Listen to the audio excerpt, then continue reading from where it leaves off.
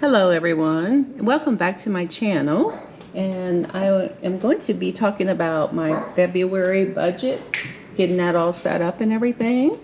I did have the previous videos where I talked about how I am going to be using the Dave Ramsey, and I use the snowball effect to get rid of my debt is our plan for starting again in 2023. Did fall off the boat a little bit in the last couple years, so trying to get back on track with our budget. So today I missed January, but I'm going to go ahead and show you how I'm going to be setting up my January budget, and hopefully that'll help someone out. So we'll go ahead and get started here.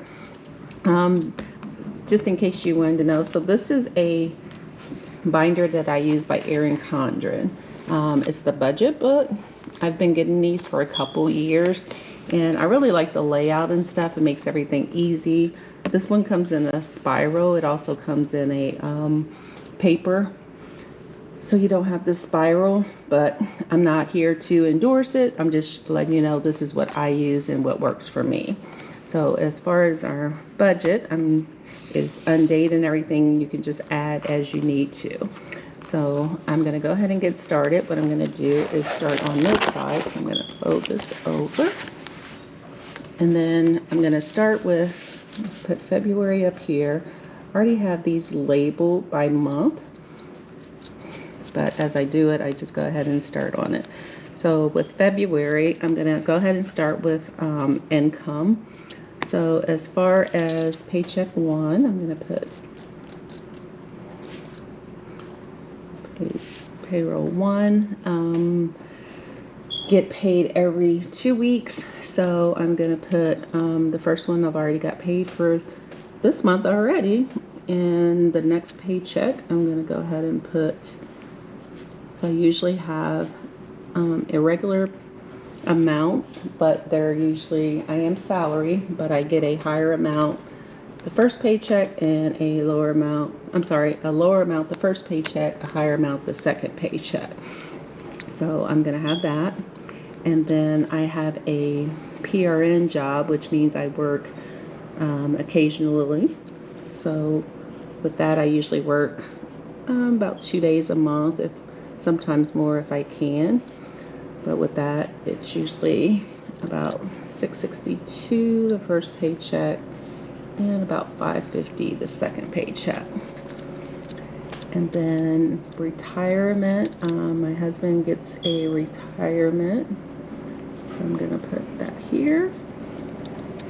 And then I have a third job that I do, and the monthly amount is usually about $520. Sometimes when I do extra, it's more. So this was a month that I am doing more, so it'll be $965 for one, and then $520 for the second one. And then as far as income wise, that is our regular income that I am planning for February. And then for housing, I'm gonna put mortgage, and mortgage is 166.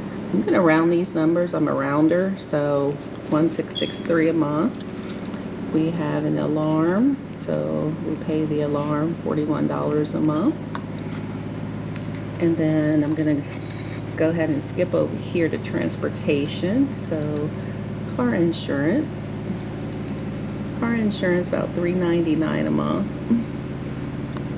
and that is including car insurance, motorcycle insurance, home insurance. So, and we have, I think, like 4 cars on that. So if you feel like this is a large amount, that's because it includes insurance for quite a bit of things, again, including our house.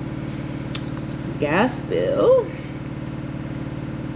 a little cold here, so our gas bill is $160 a month. And then as far as gas in the car, I'm sorry, this is gas for my car. I'm sorry, I said gas bill, but this is gas for my car. So I usually fill it up every 2 weeks. I don't drive my personal car that often, so it's usually about $75–80 every 2 weeks. I am provided a car from my job, so my full-time job, so I don't really burn up a lot of gas money per se, because they pay for the gas in a rental car. So this is just my personal car. And then I'm going to jump to utilities here. So our actual home gas bill is about $195. I think it's $190 actually this month. And then the electric bill usually goes down, and that's $180. And then I have under utilities, I always list T-Mobile. So that is our cell service, and with T-Mobile I have 3 phones on that account. So that is $204, and that's unlimited service and unlimited data and everything on those 3 phones. Our cable bill is with Spectrum, but this also includes cable, home phone, and internet. We still have a home phone because we live in a rural area, so sometimes our cell phone doesn't have good service, so we keep that, and that is about $240 a month with all of those services. A little high, I know. And then I'm going to skip over here to health. So as far as medical insurance, so my spouse's insurance, it's a little weird, but with his plan is actually really nice. The policy is $774 a month, but they give that money back to us as a refund. So I'm actually going to add that up here, $774 as income, but I still like to list it as a debt. And then my medical insurance is $240 a month, but that includes my husband also, so he ends up with double coverage. And the reason why is because this way, if he ever has any, he had some medical problems a couple years ago, we ended up paying a big bill with that. So I went ahead and just added him to my medical insurance. So this is like family coverage, and it basically pays whatever this doesn't pay. So it's totally worth it to pay the $240 a month. And then we also have a separate dental vision coverage, and that is $30 a month. That pays for our glasses and our dental bills, because this is just medical. Both of these are just medical. And then prescriptions, his prescriptions are usually, they just went up. The company he used to get them from, they no longer will support, his insurance won't support the pharmacy he goes to, but because he likes the pharmacy, it's a little hometown pharmacy.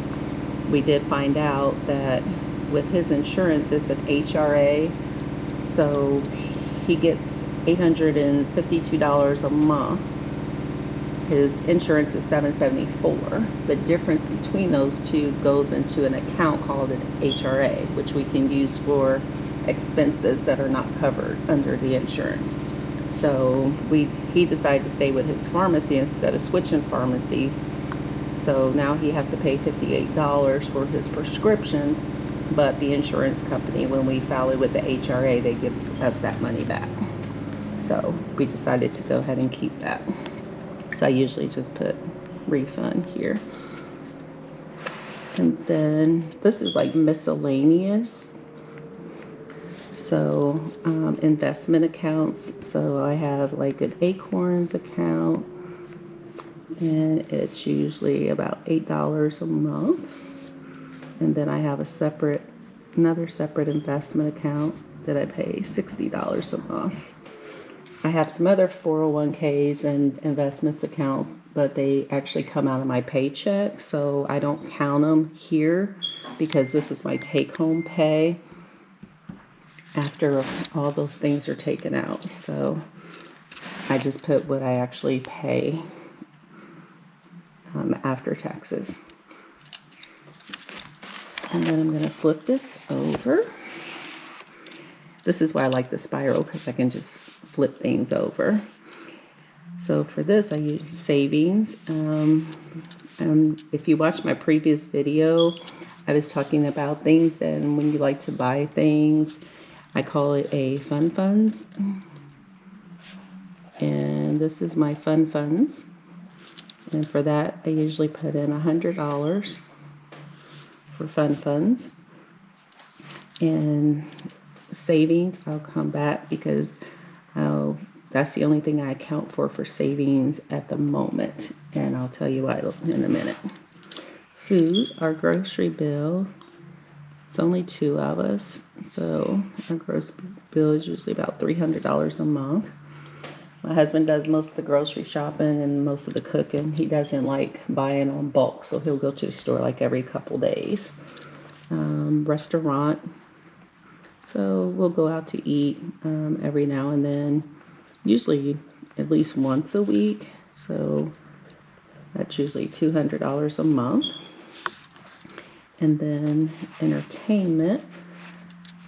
I have an Audible account, which is books that read to you. I love to read. Sometimes I don't have time to read, so I do Audible, and that's $16 a month. Ancestry, I am into the whole ancestry and knowing your heritage and looking up information about my ancestors and things like that. So I do have an account with them, and that's $22 a month.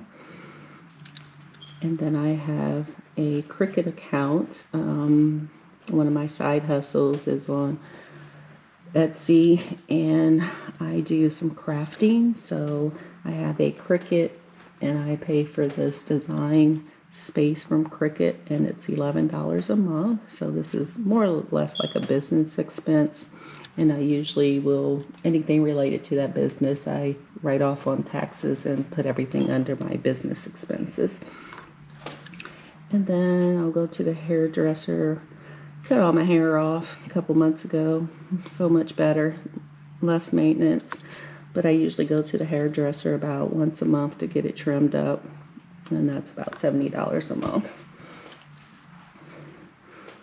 And then I'm going to come down here. So this is another miscellaneous tab that I use, and this is basically pets. So I have, let's see that. I have 2 dogs, and they go to, I'm sure you've heard of Banfield. If you haven't, so Banfield is a veterinarian. He's part of PetSmart superstores, and I've had them for years with all of my previous dogs and animals. But I pay $67 a month, and that's for the pet insurance, but I get discounts on any vet service, a lot of free services, office visits, things like that. So it's totally worth the $67 that I pay a month, considering I have one of my dogs is older. She's about 14. I mean, she's had gallbladder surgery. She's had all kinds of things. So this has definitely saved me money. And then I was buying a prescription from Chewy for dog food, but I switched from Chewy, and now I found the dog food on Amazon. So I'll get the food from Amazon now, and that's $80 a month, whereas before I was paying $105 a month. Groomer.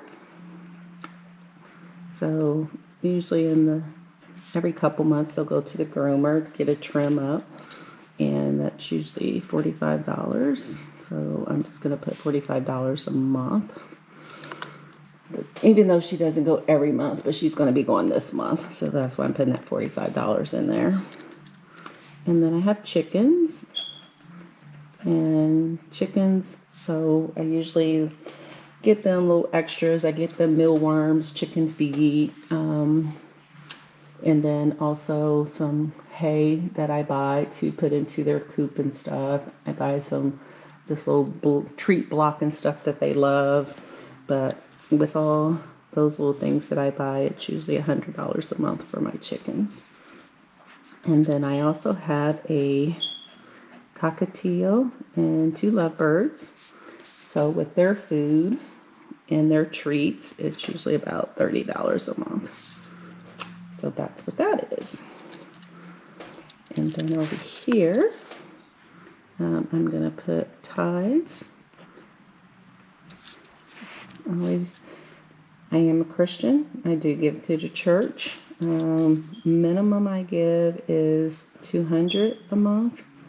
It's generally more than that, but that is the minimum that I will give. So I usually just put $200 on there. And again, it usually ends up being about $500. But again, I just put the minimum on there of $200. And then this month, the other thing that's going to be coming up is our real estate taxes. So we pay our taxes in February and July. And then we have our property, I still have it separated. So the first one is $445. And then our main property is $3,908. And then we have an IRS bill. I'm actually going to keep that off of here because that's going to be on our snowball debt. So I'm going to leave that there. All right. And I think I have everything that's going to be coming up this month. So I'm going to go ahead and open this back up. Okay. I've got a good few there. And then I'm going to add up these amounts. So basically, if you can see down here, it's got total income, total expenses, and then the difference in savings. So I'm going to go ahead and add this up real quick. So for our income, 28, 39, I forgot to round that one, 38, 1, 8, 6 is 2, plus 4, 2, plus 9, 6, 5, plus 5, 2, 1, plus 7, 7, 4. So for income, that equals 12,150. And then I'm going to go ahead and add up.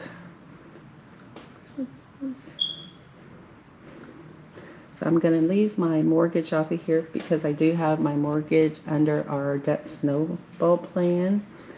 So monthly expenses, and I put plus 160 plus 1 plus 204 plus 240 plus 4 plus 240 plus 30 plus 28 plus 8 plus 00 plus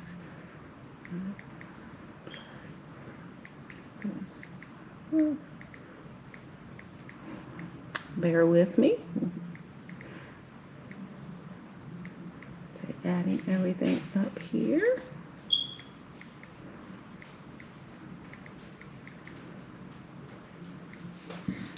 Okay, so expenses for our monthly expenses is 38.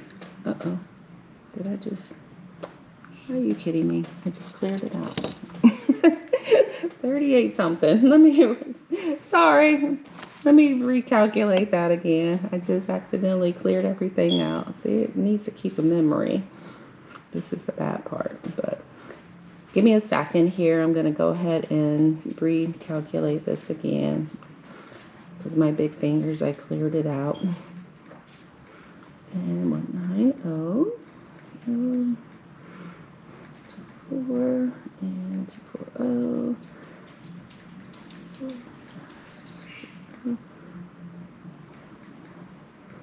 38, 50 plus, and that's plus, there we go, plus.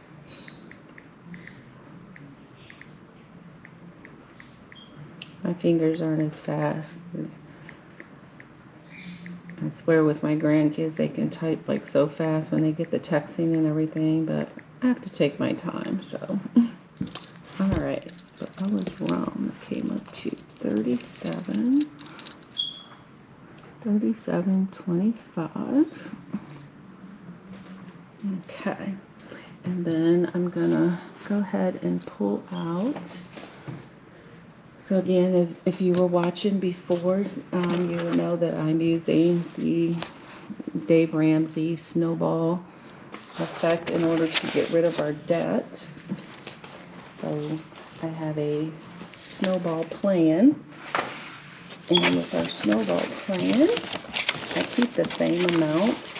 If you've seen the previous video, I do try not to change those amounts, so I keep the same monthly, and then that it makes things easier when I'm balancing my budget, because if you, even though you're paying off debt, your minimum payments do get lower.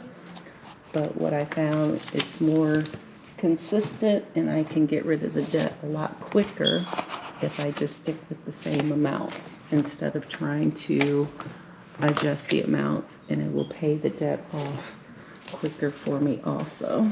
So I decided to just leave the same amounts on the debt snowball instead of adjusting with the smaller minimum payments. So with my debt snowball, I'm going to put the total amount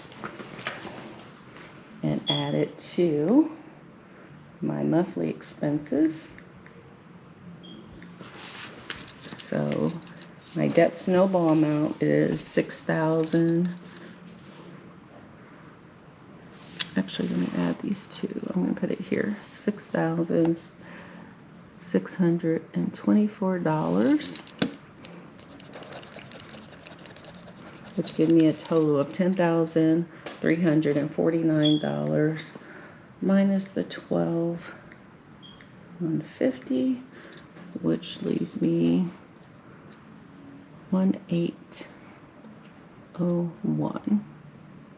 So that is our leftover per se amount that we would have for February. So what I plan on doing is taking this amount and adding it to our debt snowball. As far as our real estate taxes, I already have a separate account set up for that. So usually like we're going to be paying the real estate taxes this month. Starting in March, I will start putting money into that account again to pay for the taxes that will be coming up in July. So that's usually how I do it. I put money in the account monthly. I divide it by how many months I have to save, and I put that amount in a monthly into a savings account. It's time to pay it, and then the next month I start the same process. That way I don't have a big bill when it's time to pay it in February and July.